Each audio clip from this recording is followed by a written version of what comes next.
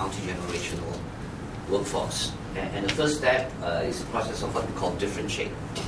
In other words, the first thing for managers and people in organizations need to do is to understand the differences. Understand the differences. This is not in your notes. This is, you don't worry about this. We'll come back to this later. I just give you a template, and I move you to the notes. Is that okay, Vivian? Okay. So the first part of it is differentiate. So the first thing we do as managers is to understand the differences between the three main generations, which is the baby boomer, the Gen X, and the Gen Y. But we don't want to go too deep into that. Also, the illustration of differences is also different with different culture. In other words, a baby boomer in the United States is not necessarily the same as a baby boomer in Asia, I agree? Because we are influenced differently. But I'll give you some data on the American side, and then we will relate it to our own Malaysian situation, environment, whether it's same, different, or how it is. Now, by the way, this is not going to be a lecture. I'm not a lecturer.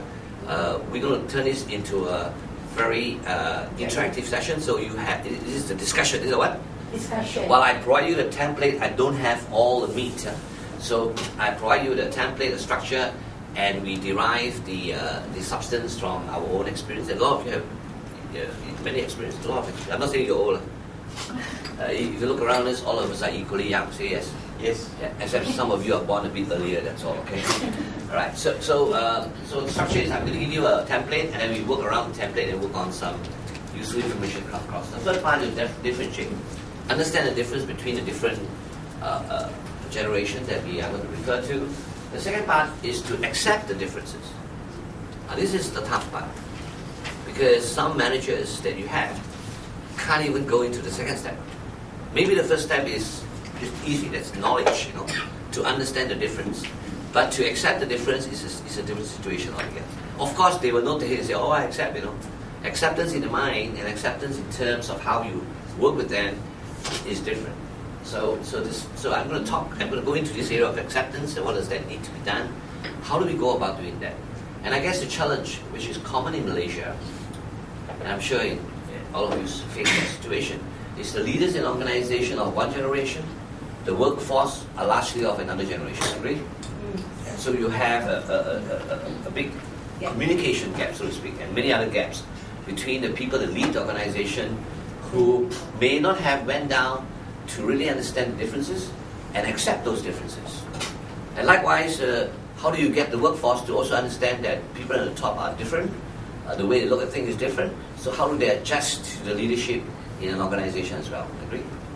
But largely I think you focuses more on, those of you who are in training, some of you are here in training, you focuses on how do we get our managers to manage the Gen Y workforce better. Would I be right to say that? Yes, no? Yes, no? No response from you? Yes, no? So the challenge that you're looking at, how do we get our management team, our leadership in organization to manage the Gen Y workforce better? Would that be the main thing you're looking at? Yes, no? Right. So the question is still how. And then the next thing is, once you accept that differences, then you have to what? Make a change. Right? Make a change in the way we manage people. Because if we are having challenges now, and the challenges translate itself to high staff turnover, agree? Possibly. Lower staff engagement, yes. Less committed workforce, agree? Now all this impact productivity, do you agree? All this impact productivity. Three things I mentioned. Retention, impacts productivity, yes, no? Engagement of the workforce impacts productivity, agree? Lack of commitment also impacts productivity. So if we don't make that change, which comes out of the fact that we have differences, then obviously we are just flying blind, we just keep on doing the same thing and get the same results. So the question of course is, what do we need to change? How do we change our approach? And what are the internal processes in our organization that perhaps we need to relook at and make changes, especially the HR processes.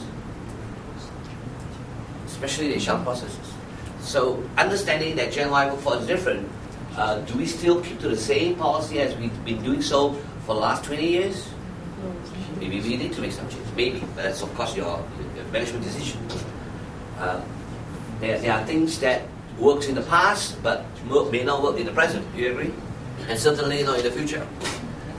And those of you here who are involved in HR and learning realize that part of your role and contribution to the organization is to help the organization transform to a more an organization which is more attuned to the times and the age of today, of where we are. Agree? So how do we make that? How do we convince that change? And finally, how do we maintain? So once we create that change, how do we maintain that situation? How do we get our management? How do we get processes? How do we get people to maintain that particular change? And lastly, therefore, result in retention of your talents in the organization. Great. So this is the process which I want to take you through. So the first part is the difference. So what is the difference? So there are three main generations. The baby boomer, I don't need to talk too much about this. None of you here are born before 64. Am I right to say that? Yes. Okay, who want to admit that you're a baby boomer? I am one. Okay, you're a baby boomer? You're a baby boomer? Okay, fine. So we are the senior citizens. Not too senior. I agree with you. You look a lot younger than some other people here. Okay. Alright, and these are the people that, in America you say the baby boomer, but here is a little different. We need to ask ourselves what's the difference, and I'm going to ask you too, because I'm going to give you some perhaps an overseas examples, but you will go into discussion really what's the difference in Malaysia. Let's not talk about other countries. We also, Gen X. Gen X are people that goes from the 1960s to the early 80s. Alright? And Gen X in different countries is also different cultures, different, alright? And of course we have the Gen Y, which is the one that we are dealing with. These are people, that's also known as the millennial generation. Generation next generation, echo boom, whatever you want to call it there. But commonly we call it Gen Y. And these are the people that are born right up to the early 2000s, right? So which generation are you in? Any Gen Y here? Declare out. There's two Gen Y at the back. And by the way, I want to let you know, 85%, maybe even more, of my workforce are Gen Y.